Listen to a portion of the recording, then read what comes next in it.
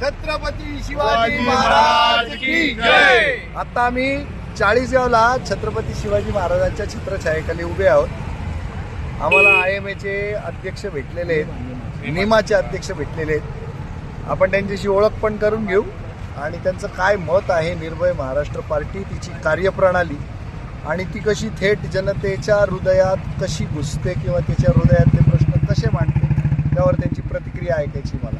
नमस्कार चाळीसगावकरांनो, सगळ्यात आज आनंदाचा आम्हाला एक क्षण आहे की सर आमच्यासोबत आज प्रत्यक्ष आहेत। आम्ही सरांना TV माध्यमातून, मोबाईलच्या माध्यमातून, मीडियाच्या माध्यमातून बघत आलो आहे आणि सरांचं जे धाडसी पाऊल आहे की जे आमच्या सारख्या डॉक्टर लोकांना देखील एक इन्स्पिरेशन किंवा एक प्रेरणा देणारा आहे।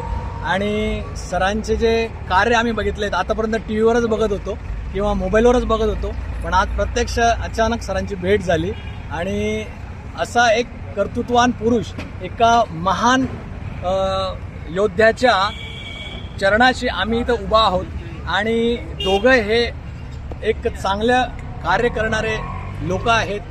तर खूप आनंद झाला आणि सरांच्या या कार्याला आमचा सर्व डॉक्टर निमा असोसिएशन चाळीसगाव यांच्या वतीने मी त्यांचं आभार पण मानतो। आणि एक धडाडीचे हे कार्यकर्ते आहेत, चाळीसगावमध्ये त्यांचं पाऊल लागलं ही सगळ्यात मोठी गोष्ट आहे आणि भविष्यातही त्यांनी या लढ्याला न विराम देता अहोरात्र चालू ठेवावं हेच आमच्या सर्वसामान्य जनतेची इच्छा आहे।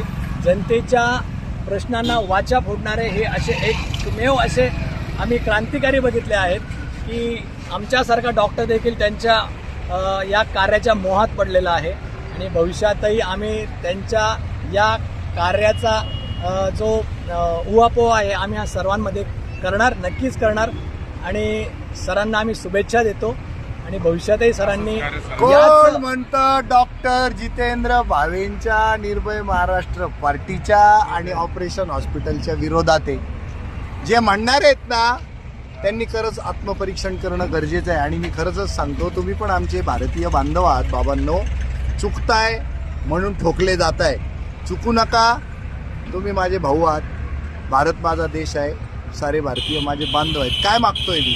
पारदर्शकता। काय मागतोय मी? प्रामाणिकपणा। काय मागतोय मी? माझ्या जनतेला तुमची सुखाची, मायेची पांखर आणि सावली पाहिजे मला, त्याच्यात भ्रष्ट हात यायला नको, यापेक्षा माझी दुसरी माफक अपेक्षाच नाही। वंदे मातरम।